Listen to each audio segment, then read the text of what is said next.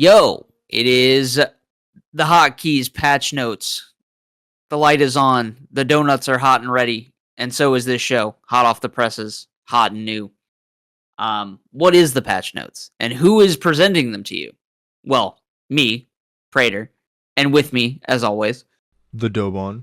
Yeah, so we decided to take the old segment of the Esports Roundup and give it its own little home here on Patch Notes, where we discuss current events, maybe talk about some up-and-coming events a little bit in a shorter, digestible format with all of the hottest, latest hot goss and hot news. And it's hot and now. Hot and ready, Little Caesars. You know how it goes. Yeah. We're both orange. It works. Yes. And we got some hot shit going on right now. And first on that list of hot shit is in the hottest of Texas. No, it's probably not the hottest state. It's a hot state, though. It's a hot state. At least second or third to like Arizona. Yeah, up there for sure. For sure. Dry heat, as they We're say. getting 110 in freedom units out there. You know how it goes. That's like 40 something for Canadians and European viewers. Yeah. Yeah, the fuck is a kilometer? That's what I say. Can't say anymore, man. Because, well, you're right. But I didn't have to say it for a while because the major was in America, baby. In Austin, Texas. True and real. And it has concluded. We had, 3 weeks of, feet and miles, and now we're centimeters and kilometers. Yeah, we're speaking French. Yeah. Sacre bleu.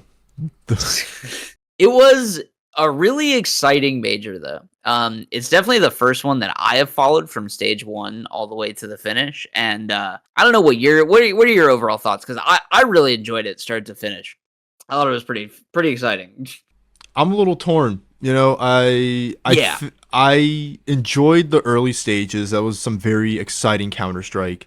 Going into the playoffs, it is mostly the teams that you expect to be there. I think some of the ones that were looking a little iffy were definitely Pain and Na'Vi going into it. Na'Vi having a rough season coming off the major win like a year ago and then just not keeping up that momentum for most of the 24-25 season after that.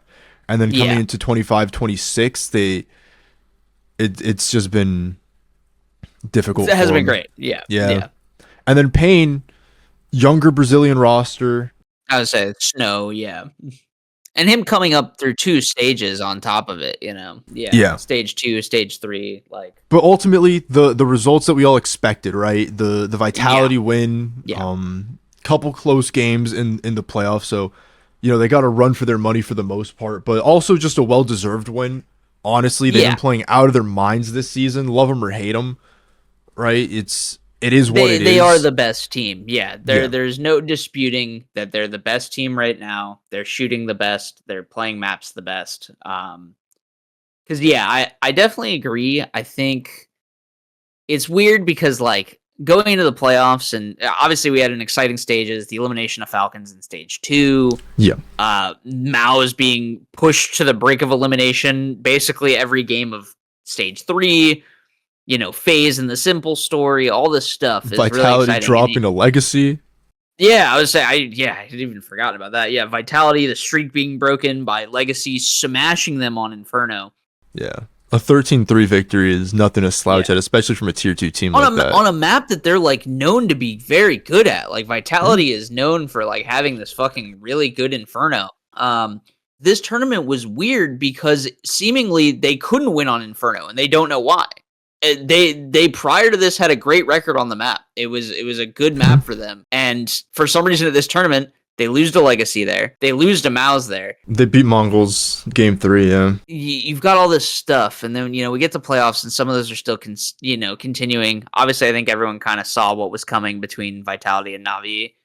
But Spirit and Mouse, can Mouse come up? Can they continue? Obviously, second best team in the world, but Spirit had been giving them a run recently. Yeah. FaZe, will it continue? And then, like the fight for the future of Brazil with Pain and Furia on the bottom side. And I think we got some answers there. Obviously, FaZe kind of disappoints. It's so weird. It's so weird. It's disappointing, right? Because everyone wanted to see it go further, but calling it a Yeah. disappointment feels very disingenuous when you consider what they did with like a brand new, like simple showing up to his second CS2, like, his first CS2 major, his second event in God knows how long. Like, them making playoffs is probably a pretty big accomplishment, all things Absolutely. considered. And also, Yeah. not just like simple being new on the roster, Yeah. but a Liege kind of having to break out of his own mental for like the entirety of Right. this tournament. From the start Yeah. of stage 2, he was like coming off of all the tournaments that just slipped by FaZe's fingers, Yeah. where a Liege was just blaming himself for every single loss. Because suddenly he shows up into the team and then they just lose everything. Like, Yeah. and not even in like we're not even making like a playoffs kind of thing. We're Yeah. getting blown out. Like, Which like it's things like that happen, right? Like yeah, you're new to the team, it's a new team culture, right? yeah, And you see that a lot in like traditional sports where players will go to a new team and the the existing roster that's there has been doing things a certain way for so long that you yeah, have to adjust, right? So they're not going to be playing in peak form unless you're like some animal like LeBron James, right? But that you just make the culture wherever you go. right, Right. yeah, But coming into an already established team that already had strategies and, Mhm. like I said, like a player culture that they had already built and worked around from playing together for so yeah. long, and now you're They know how to new. play around each other. Yeah, You're new and now to you're it. new. You have this weight on your shoulders of being the new guy and then also competing. And they even kind of had to shift around you too, right? Where like Yeah. Rain kind of changes his role because Elige is, there and playing like a somewhat similar role. So it's like there's Right. an even higher layer of uncomfortability on top of it when you talk about that. But come stage 3, right? You look at their results from stage 2, going 3-2, not the bottom of the bracket, but just right there in the middle, on the lower half of it Yeah. at least, to then Winning being a against good 3-1 teams in team, stage 3 too. Yeah. beating Maos, beating Yeah. Beating Mongols, Mao. like, Yeah. and then Mongols get their lick back in playoffs. Yeah. But so what a great storyline, and then to have No, it was good. a NA player make it to playoffs in NA was also Yeah. just massive for us. So And he even had big moments on the stage too, which I'm happy Mhm. about. I think you definitely appreciate that. Like the Anubis CT round that he clutched in the 1v2 Yeah, with the diffuses, like just being able to, yeah, I think to me that is a big deal and really awesome that not only was he able to, make be an NA player in playoffs at the major in North America representing the region, but to even show up big on the day and like even though the team lost, you were still, present and showing up and having your moments on that stage. I think is huge. Not just for him, but for the region, I think in general, right? Like that's what right. you want to see. Yeah, what a crazy major, man. And then It was going good. into those grand finals, right? The Mhm. Mao's Vitality games in the semis were super Dude, tense oh my because of that god. whole storyline. And dude, tragic. That Inferno inspired so much confidence in me, man. That they played that Inferno Yeah. so well. Like they blew Vitality They had apart their on number. Inferno. Like And I think it just comes from that rivalry of them losing so much to Vitality. They're like, we yeah, know it's their best map. They had like they had like their Vitality Buster strats out on yeah, Inferno. yeah. And then they took him No, to it Train, was which is by far Mouse's worst map, and it's like, how did you let that be the decider? I so here's the thing, right? Because I did some digging, I've looked into it. Mouse is very confident on that map, but I don't know how you let it be the decider here because Vitality has consistently beaten you on Train. Like Vitality knows Train. Like yeah, you use it against Spirit, you use it against Mongols, you can use it against other teams that you feel like you know the map better. But I think it's been proven in tournament that Vitality is beating you on Train constantly. So I agree. Like, how do we let it get to Train? Because I get that Malice is confident there, but like how good these guys are there, man. And it's just I don't think it works. I don't think it should be the decider map. I mean, maybe you're worried about Vitality on Nuke. I get why you would be worried about Vitality on Nuke. I think Mouse have played a good Nuke in this tournament. I kind of feel like maybe you test your luck there.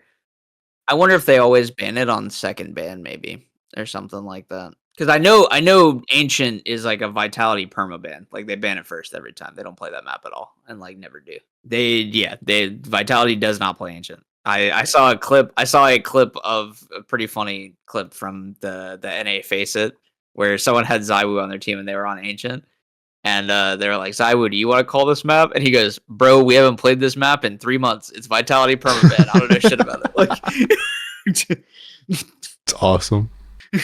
so they do not fuck with Ancient on Vitality. Those EU players were screaming on NA Facets, man. They were out there, dude. There's some very good NA basically. Donk was having a terrible time. That dog clip is actually legendary. It is one of the best clips of the year by far, dude. It's so good. Jungle. Two jungle. Go clone. Don't smoke. One up. One more jungle. One CT. Go. Take it. CT, take it. Ramp. Dunk, you want up? I wanna kill myself. He said it like so sarcastically too. Like it's the attitude and everything. He was so about it. defeated. He was so defeated. Poor guy. I do think so. I guess we'll close out before because I do have some questions for you that I'm curious going into the next season. But I do want to say one thing. I want to say shout out to Mongols for sure on Grand Finals, putting up that game on Mirage. I think everyone expected that Grand Finals to be a 2-0. See you later. And shout out to them for not letting that happen. You know, not only have they already done more than any team from the Eastern region has ever done by making Grand Finals, but even putting up a game there, you know, really fucking cool. And we talked about Mouse being so close. Dude, that Torzy interview tore me apart. Oh my god, that was brutal, dude. Heartbreaking, man. Brutal. It's got to feel so bad because, like you said, it is not only there is absolutely a mounting frustration of just losing to the same team over and over. Because like that has been the story. Is like Maus is the second best team in the world. Yeah, and they just lose to Vitality every time. And when you're Torzy, not only do you have the mounting frustration of once again it has happened, you have lost to Vitality yet again, but to double down because like obviously he did not have a good series. For most of that Vitality series. He had a good tournament, though. Like, no, exactly. He did. He had a great tournament. I think he was, when they were on the brink of destruction in stage 3, he was dragging them through rounds. He was quintessential to getting them to playoffs. Yes. So seeing him that hard on himself about it after the Vitality game. So it's like, it's just gotta feel double bad where you're just like, oh, once again, we've lost to Vitality. And now you're double pinning it on yourself where you're like, it is my fault because I didn't show up today. Like, oh man, it's brutal. But I do think, and you know, they talked about it on the desk, and I think it is true where it's like, yeah, if you're Maus, you definitely can't see it today because you're just upset that you lost. But everyone should take stock in a week and realize, like, dude, we're the second best team in the world. Like, it's, you know, like that is not debatable. If Vitality wasn't a team, they would have won everything. Like, basically, like, you know, and doing that when Brolin has been in IGL for less than a year, you know, like on top of that, like just picking up that role and then scrapping together, like after the Shuhei move and then a couple other roster changes, scrapping together that team after the Spinks acquisition and stuff like that to, like we said before, create a culture for these players and to become the second best team in the world is impressive in itself. Like he's on track to becoming one of the best IGLs in CS2 history, right? It's still early, but like he's been so consistent this season, and it's kind of easy to see at this point. Yeah, I think we've spoken our piece there. We can start talking about what is on the horizon, and first on the horizon is League of Legends, MSI. You know, right before EWC. And when I say right before EWC, I mean literally right before EWC. You're hearing it here first. I think I said this before on a previous episode. If I did, I'll link it. If not, you know, fuck me, I guess. I don't know.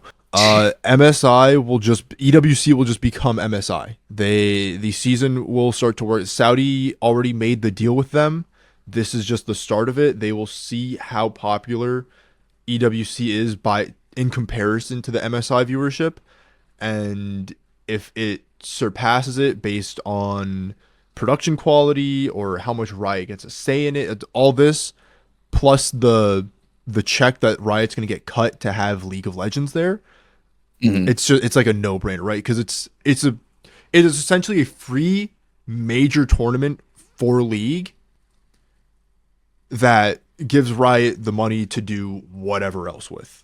Other right? stuff, yeah. Put it I mean, towards the like I MMO, said, whatever. You've seen it literally in other games, right? I mean, fucking Dota does it. Apex has turned their mid-season LAN into just an EWC event. Like, yeah, We've you've had seen it Riyadh literally in Masters other for games. Yeah. years before EWC, and now that EWC is here, it has just consumed Riyadh Masters, and they're one and the same now. Yeah, same thing. The Apex, Apex, you see it there. The mid-season LAN has just become the EWC LAN. They are now one and the same. Like, yeah, I think it is a possible future for sure, especially when we're doing scheduling nightmares like this shit, where you are literally just like, oh, we're gonna play MSI, and then literally 2 weeks later, we're gonna do the EWC League of Legends shit on top of it. You need to leave MSI. Do not go home. Do not pass go. Do not collect $200. You fly directly to Saudi and start boot camping, because in a week you have you're playing again for more money. Yeah, third biggest tournament of the year before Worlds, and then you still have like a split in between that. So like, it is EWC a bad fearless as well, or is that like standard? Everything is fearless, all of it. So I'm assuming EWC would adhere to those rules as well, because they basically are just like, yeah, do whatever. So yeah, everything is fucking fearless. So I'm assuming this is too. But yeah, we do have MSI. We got 10 teams. You've got Genji and T1 out of the LCK. You've got Koi and G2 out of the LEC. And if you weren't paying attention, Koi is actually the number 1 seed out of the LEC, and G2 is the number 2 seed. So shout out to American colonization, because we have now taken an LEC trophy thanks to Jojo Pian. That's all I'm gonna say. You're welcome. What up? Why let that man walk? Fire that guy. Don't get me started. I'll just get mad. I'm good for him. I literally will hold a grudge against C9 for the remainder of their existence, because of the Jojo Pian shit. It's not even funny. And now Mango. It's not looking good for this org. And you're right. Yeah, the APAC regions, washed. they got CFO and GAM Esports. The LPL has Anyone's Legend, who I've never heard of, as their number 1 seed. Anyone's Legend? Who is that? What is this team? Who's on it? I've not been paying attention to China. What's going on? Flandre, Tars. I mean, it's a good team. Shanks, Hope, Kale. Anyone's Legend. That is Anyone's Legend. insane Dude, they have name. a panda in like the bamboo hat as their logo. LPL, number 2 seed, BLG. Staple. Knight back on the international stage. Bin back on the international stage. Very cool.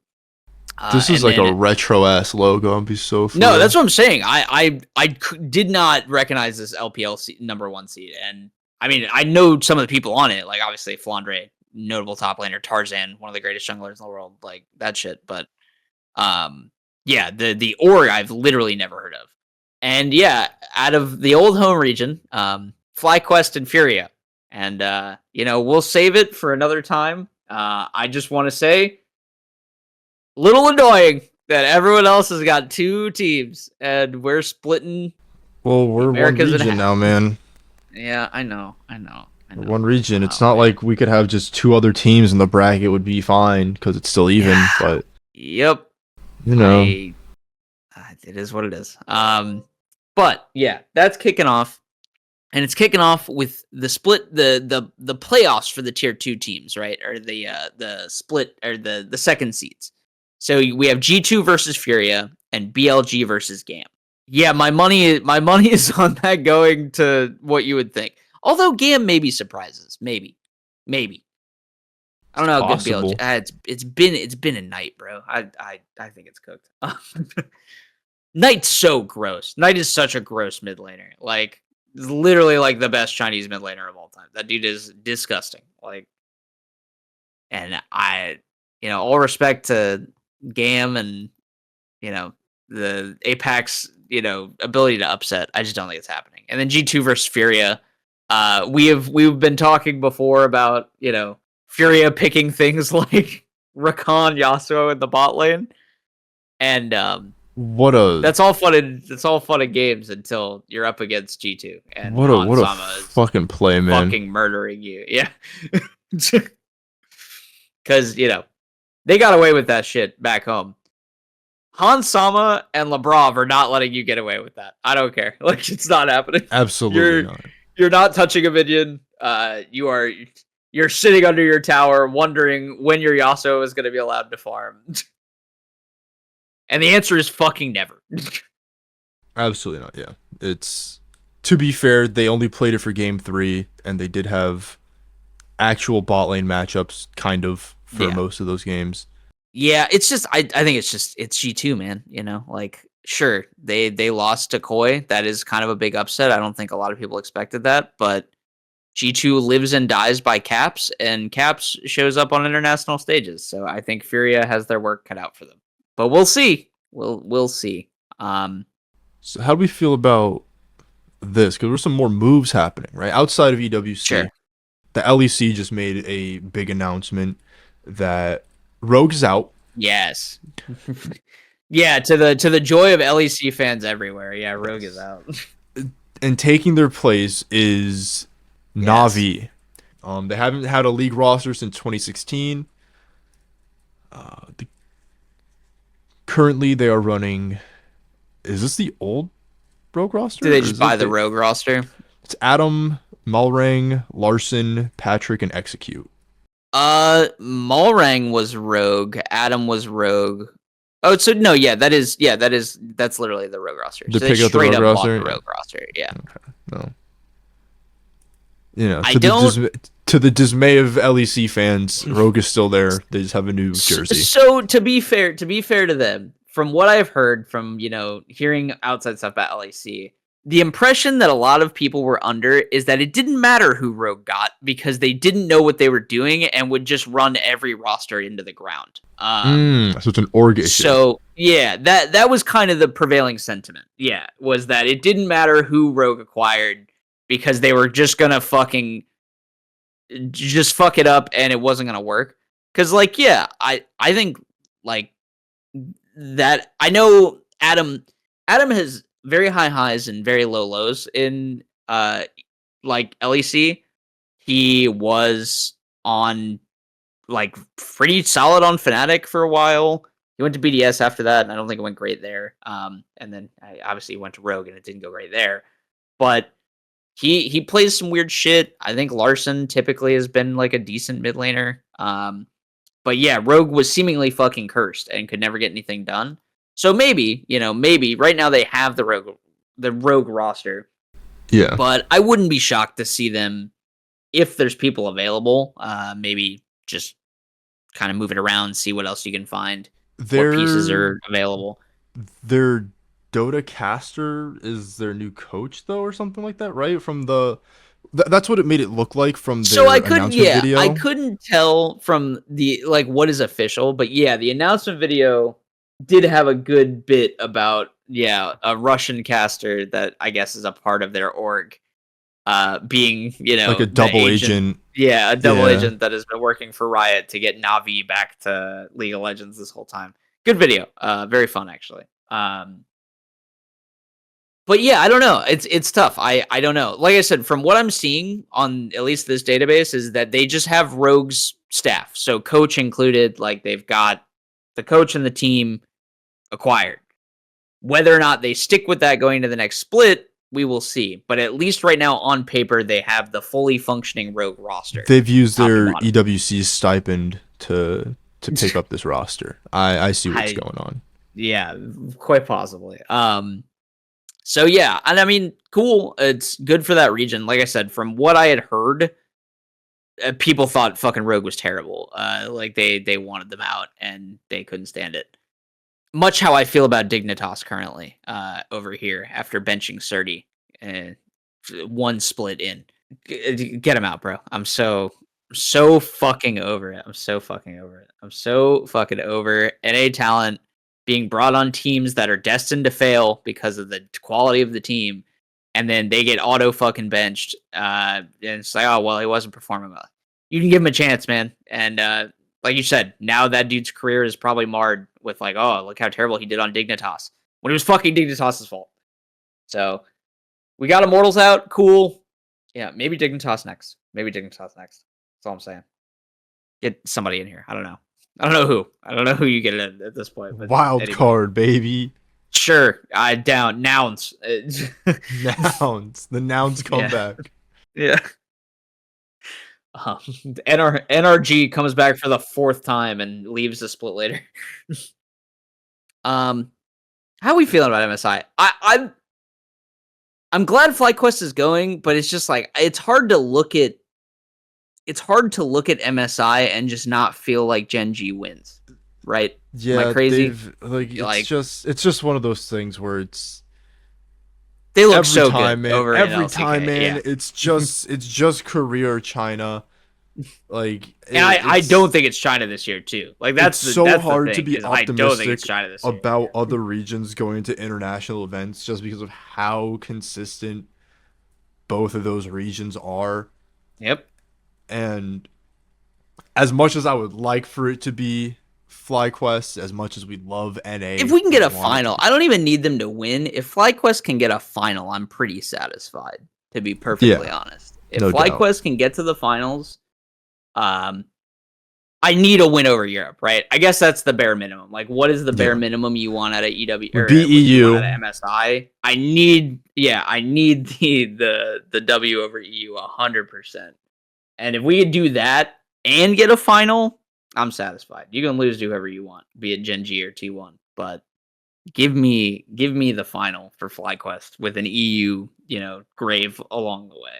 Yeah, and I'll be happy. That's all we need. That's the formula for a successful MSI. It's here too. Here, by here I mean North America. It's in Canada specifically, but yeah. Cool event if you're into more low key grassroots stuff. The next Sajam Slam is going on right now. I believe this week was the practice week, and I believe it starts either this weekend or like next Thursday. I forget which, or maybe this Thursday. Yeah, actually, it might be this Thursday. Really cool event. Sajam gets a bunch of coaches who are actual professional Street Fighter players. They're up to 8 teams right now for Street Fighter 6. So Nephew's a coach, Shine's a coach, El Chicote, Brian F, Chris CH, Riddles, Jack, and Punk are all coaches. And basically he populates teams of streamers who like streamers and, varying degrees of size. And they kind of take their current skill into account and they build out teams for them. And they do this like team style, it's Waseda style format. So basically, first team to win 3 matches wins, right? So if your first 3 players all win, then your team wins the set, basically. And if it's a tie, 2-2, the coaches battle it out for a tiebreaker. Really sick. It's a really fun event. It's really cool seeing people learn a fighting game at various levels, being coached by, someone who's good and in the shit. The teams this year are great. A lot of fun streamers if you're into, if you're watching Twitch and shit. It's a good event. It is I definitely want to shout it out because it's a very fun event. It's cool. It's good. It reminds you why competition is cool, even at all levels. And learning a game together, working towards a singular goal. Fighting games are often seen as an isolated thing because it's always, 1v1. So whenever we get these team events, it's always a nice change of pace, and I think it shows kind of the more like the camaraderie level you can get out of fighting games on top of it, right? So yeah, check it out. I definitely, if you got some time, it's going to be entertaining. Trust. But yeah, I think that's it. We can wrap it up. Yeah. Those are the notes. Those are the notes. First edition of Patch Notes here on the Hotkeys Esports channel. Look out for, we said MSI coming up, the Say Jam Slam. Yep. EWC shortly after. Let us know your thoughts on the major, some of these moves happening over in the Counter-Strike space. Yeah, tell us if you think Vitality is in an era yet. We're on era watch right now. Is it an era yet, guys? Do we know? Does anyone know? And with that, we'll see you in the next one. Keep it locked here. Hotkeys Esports. Patch Notes. Later.